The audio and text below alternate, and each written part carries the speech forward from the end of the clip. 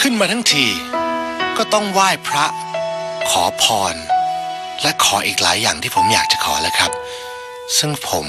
เพิ่งรู้ตอนนี้แหละครับว่ามหาพระพุทธเจ้าอย่าขอแต่บอกว่าพระองค์จะเป็นต้นแบบในการดำเนินชีวิตของเราอยากจะได้เงินเยอะๆวันนี้ขอให้เงินไหลมาเทมาไม่ใช่ไม่มีทางพระพุทธเจ้าไม่มีหน้าที่หาเงินให้ใครลูกท่านมีหน้าที่เป็นแรงบันดาลใจให้เรา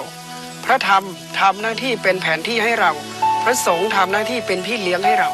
พระพุทธพระธรรมพระสงฆ์ถ้านับถือให้ถูกต้องเป็นแบบนี้นะขอให้พ่อแม่พ้นจากทุกโศกโรคภัยต่างๆหรือว่าพ่อแม่ครอบครัวมีความสุขอันนี้ก็ไม่ใช่ถ้าคุณขอได้โลกนี้จะมีคนผิดหวังไหมพุทธศาสนานี่ไม่ใช่ศาสนาแห่งการขอนะเป็นศาสนาแห่งการลงมือทำคุณอยากให้อะไรมันดีๆคุณทำเหตุที่ดีแล้วผลที่ดีจะตามมาคุณมาขอท่านแต่คุณไม่ได้ทำอะไรให้พ่อให้แม่เลยท่านจะดีไหมวันนี้ก็จะบอกว่าผมจะเริ่มจากการเป็นคนดีถูกต้องผมจะมีสติในการใช้ชีวิตถูกต้อง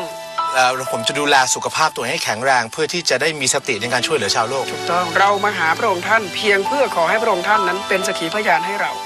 การลงมือทำเป็นเรื่องของเราทั้งหมดเคยได้ยินไหมอัตตาหิอัตโนนาโถ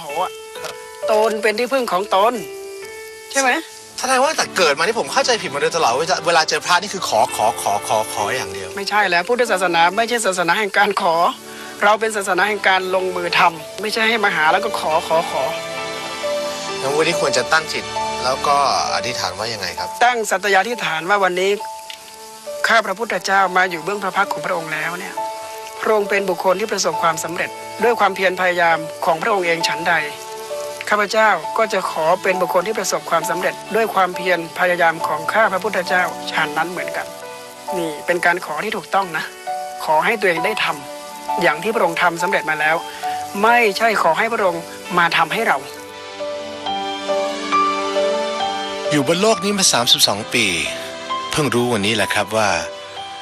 การที่คนเราจะทำอะไรได้หรือจะประสบความสำเร็จนั้นคนเดียวที่เราจะต้องพึ่งคือตัวเราเองแหละครับ